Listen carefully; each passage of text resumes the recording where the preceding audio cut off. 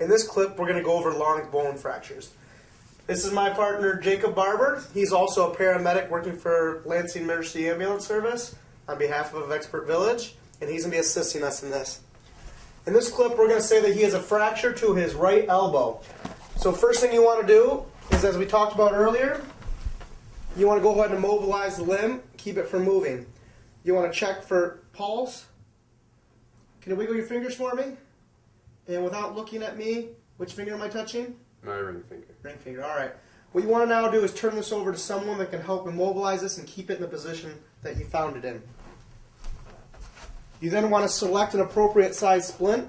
Because the fracture is to the elbow, we're going to choose to use an arm splint like this, because what we have to do is immobilize both the lower and upper arm.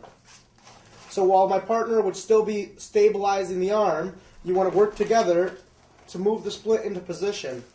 Make sure you pad any voids that you have. Sometimes there's a little bit of space below the elbow. If you have to, put a little bit of a towel under there. What you now want to start doing is start securing the splint. You want to make sure that you have it in a tight position, however not enough to start putting any pressure on the injury site. I'm going to avoid putting this strap on because that's going right over the actual injury site.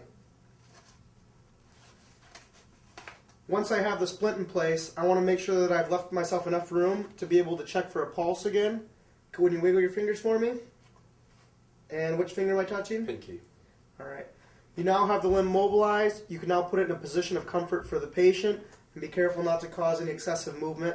This should now reduce blood flow and pain to the patient.